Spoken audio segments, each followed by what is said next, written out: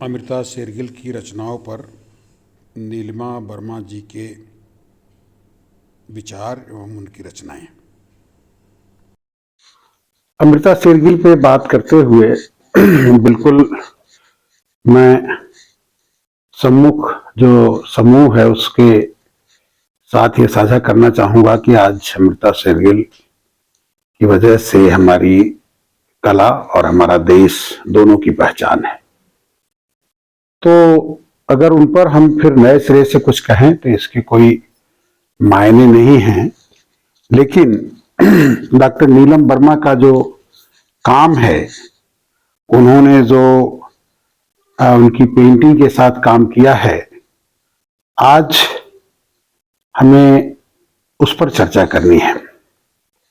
Amrita Shergill painting में कविता haiku,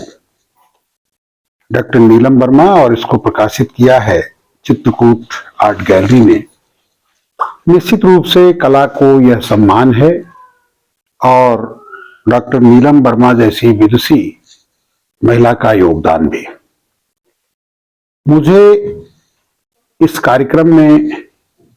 आने और शिरकत करने का जो मौका मिला है उसका श्रेय डॉक्टर रमा सिंह को जाता है। डॉक्टर रमा सिंह अपने क्षेत्र की एक प्रमुख कवित्री हैं, साहित्यकार हैं, और इन्होंने अपना जो कार्य क्षेत्र चुना था वो अध्यापन का कार्य क्षेत्र था, और मेरा इनका जुड़ाव विशेष रूप से उसी अध्यापन वाले मुद्दे से हुआ है। हम लोग एक दूसरे को एक समान पेशे की वजह से जानते रहे हैं। धीरे धीरे हम एक दूसरे को अपनी कलाओं के माध्यम से भी जानना और पहचानना शुरू किए। मैं जब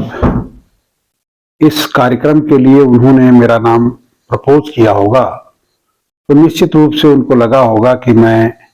इस विषय पर कुछ बात कर पाऊंगा। बहुत सारे विद्वान साथी, कलाकार और अन्य बहुत सारे लोग यहाँ पर हैं। जब इस पुस्तक की बात करनी है तो उसके केंद्र में अमृता शेरगिल हैं, और अमृता शेरगिल के चित्रों को नए सिरे से जो इसमें प्रस्तुत किया गया है, निश्चित रूप से वह यह कहने को बाध्य करता है कि प्रोडक्शन के लेवल पर कुछ अपनी सुविधाएं और असुविधाएं होती हैं। हम उसको कैसे पब्लिश कर रहे हैं, कैसे वो आ रहा है, क्या उसका स्वरूप है, यह हमें खास करके उसके जो विशेषज्ञ हैं उसके माध्यम से समझ में आता है। कॉफी टेबल बुक के रूप में अमृता शेरगिल पर यह जो हाइकू के माध्यम से बात कही गई है वह निश्चित तौर पर एक कलाकार के प्रति सम्मान है,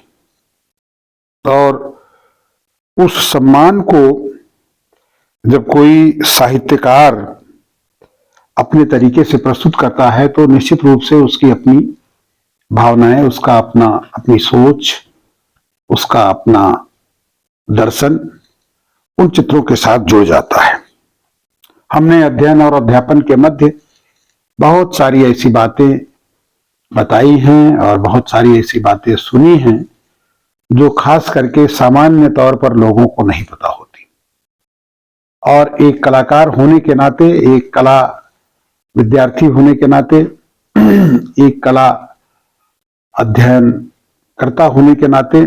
मैं ये कह सकता हूं कि बहुत सारी ऐसी खूबियां जिन्हें कई बार तकनीकी के दृष्टि से इग्नोर किया जाता रहा है, और वही तकनीकी खूबियां जब उसको प्राप्त हो जाती हैं तो वह अद्वितीय हो जाता है। इसलिए कि यदि आप एक छोटा सा उदाहरण लें कि किसी दीवार पर बना हुआ चित्र जो, या ट्राइबल इलाके में बना हुआ चित्र जो बिखरा हुआ है, बहुत बड़े तल और पटल पर है, लेकिन अगर उसको अच्छी सी उसकी फोटोग्राफी करके अगर उसे अच्छा सा छापा जाए तो वही चित्र निश्चित रूप से बहुत सुंदर हो जाता है। और आज तो कलाओं को लेकर के नाना प्रकार के प्रयोग हो रहे हैं, और इन प्रयोगों में किन कलाकारों का हाथ है, किन कलाकारों की पहचान है, किन कलाकारों को जाना जाता है, यह अगर हम देखें तो हिंदुस्तान में थोड़े से समय से इसकी शुरुआत हुई है। अब अगर हम अमृता शेरगिल की बात करें, रविन्द्रनाथ टैगोर की बात करें, अवनींद्रनाथ टैगोर की बात करें, तो इन सबों के चित्र हमारी समझ में आते हैं। लेकिन अजंता, एलोरा और तमाम ऐसी शैलियों के चित्र जो जिन्होंने बनाए हैं, जिन्होंने एलोरा, अजंता या इसी तरह की महाराष्ट्र में तमाम बिखरी हुई चित्राकृतियों को गढ़ा है, उनके बारे में ठीक से कोई जानकारी नहीं है। और ये जानकारी की जो शुरुआत हुई है, मुझे लगता है कि अगर हम इसे ठीक से समझ सकते हैं तो यह हम कह सकते हैं कि ये भी एक वैज्ञानिक सोच का परिणाम है कि जो पश्चिम के कलाकार हैं उनको नाम से जाना जाता है, चाहे वो पिकासो हों, चाहे वो माइकल एंजेलो हों, चाहे लियोनार्डो दा विंची हों, या जितने भी लोग हों, उन्हें नाम से पहचाना जाता है। ऐसी कोई कला नहीं है जिसको कि आप ये ना जानते हो कि उसका बनाने वाला कौन है। लेकिन हमारी तो बहुत सारी ऐसी कलाएं हैं, चाहे वो वास्तु के क्षेत्र में हो, चाहे मूर्ति के क्षेत्र में हो, चाहे चित्र के क्षेत्र में हो, और कई बार तो ऐसे लोकगीत प्रचलित हैं जिनको कि किसने कहा है, किसने गाया है, या किसने उसको लिखा है, किसने उसकी रचना की है, उसका हम नाम तक नहीं जानते, और लोगों की जुबान पर आज तक वो उसी रूप में मौजूद है। अब यहाँ पर हम अगर लोक की बात करते हैं तो उसमें जाट के गीत हैं, खेती पे काम करते हुए जो गाए जाने वाले गीत हैं, शादी विवाह में बहुत सारे ऐसे गीत हैं, तमाम ऐसे उत्सवों और पर्वों पर बनाए हुए गीत हैं जिनके रचनाकारों की जानकारी बहुत कम लोगों को है, लेकिन वो लोगों तक आज भी अपने संदेश, अपने मैसेज को बखूबी पहुंचाते हैं। तो फिर मैं लौटता हूं अमृता शेरगिल पर, और ये कहते हुए कि अमृता शेरगिल ने जो पहचान इस मुल्क को दी है, उसके पीछे उनके अगर अध्ययन की विधा को देखा जाए तो बहुत ही साइंटिफिक, यथार्थवादी विधा रही है, जो रियलिज्म को सिखाता है। जिन लोगों ने भी, जिन गुरुओं ने भी, उनके नाम का मैं यहाँ उल्लेख नहीं करना चाहूंगा और न विस्तार पे जाऊंगा, लेकिन हमारे भी देश में जिनको भी किसी भी तरह की कला सीखनी पड़ी या सिखानी पड़ी या सीखा, उसमें आगे बढ़ा, निपुण हुआ, तो उसका जो श्रेय जाता है वो भी गुरु शिष्य परंपरा को ही जाता है। चाहे वो संगीत का क्षेत्र हो, चाहे वो चित्र का क्षेत्र हो, चाहे वो मूर्ति का क्षेत्र हो। मैंने अध्यापन करते समय ये देखा कि गुरु की पहचान, चाहे किसी भी विधा का मामला हो, किसी भी कॉलेज का मामला हो, किसी भी विश्वविद्यालय का मामला हो, वो तभी बन पाया जब वो उनको उसके सही मार्ग पर ले गया। और अनुकरण, अंधाधुंध नकल और तमाम इस तरह की बातें जो हमारे इस विधा में, इस विषय में अपनाई जा रही हैं और की जा रही हैं, उन पर तो मैं बहुत टिप्पणी करने की स्थिति में नहीं हूं, लेकिन इतना जरूर कहना चाहूंगा कि हमने भी एक साधक के नाते, एक कलाकार के नाते कोशिश की कि ये जो विधा है वह कैसे एक खूबसूरत तरीके से हमारी आने वाली पीढ़ी तक पहुंचे। तो नीलम वर्मा जी को मैं बहुत बहुत धन्यवाद करूंगा कि उन्होंने अमृता शेरगिल पर कॉफी टेबल बुक बना करके और उसके साथ अपनी भावनाओं को प्रस्तुत करके अपने विचारों से लोगों को अवगत कराया है। निश्चित रूप से यह विचार उनके हैं और जन जन तक जाएंगे, जिस चीज तक पहुंचेंगे वो लोग उसको उस रूप में ग्रहण करेंगे। चित्रों से बात करते हुए हम कई बार ये बेईमानी कर लेते हैं कि अपनी बात को हम उस चित्र से जोड़ देते हैं और कलाकार के मन की जो बात है, कलाकार जो उन चित्रों के साथ रचना कर रहा है,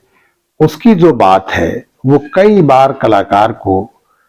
जीवित कलाकार को भी स्वीकारनी पड़ती है। वो देखता है, अन्वेषण करता है, सोचता है, विचार करता है, विमर्श करता है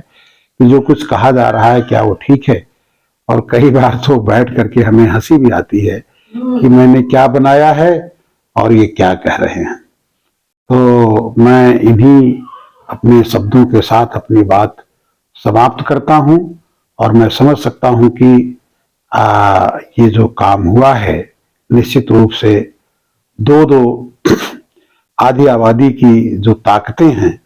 वो अपनी हमारा जो विषय है, मैं तो बेसिकली आधी आबादी को ही पेंट करता हूं और उस विधा को भी ये ताकत देता है, उस विधा में भी एक मैसेज जाता है कि हमारी आज अमृता शेरगिल को, हमारी ऐसी मूर्धन्य कलाकार को और आज की एक अद्भुत व्यक्तित्व की धनी डॉक्टर नीलिमा वर्मा ने इस रूप में भी प्रस्तुत किया है, उनको शुभकामनाएं देते हुए मुझे प्रसन्नता की अनुभूति हो रही है। और मुझे उन्होंने इस लायक समझा, इस बात का मुझे पहली बार एहसास हुआ कि किसी कार्यक्रम का मुख्य अतिथि बनाए जाने का क्या आधार होता है, क्या गुणधर्म स्वभाव होता है, वह मुझ में है या नहीं मैं नहीं जान पाया। और शायद मुझे इस बात की हमेशा खुशी रहेगी कि चलिए किसी ने तो हमें पहचाना। धन्यवाद।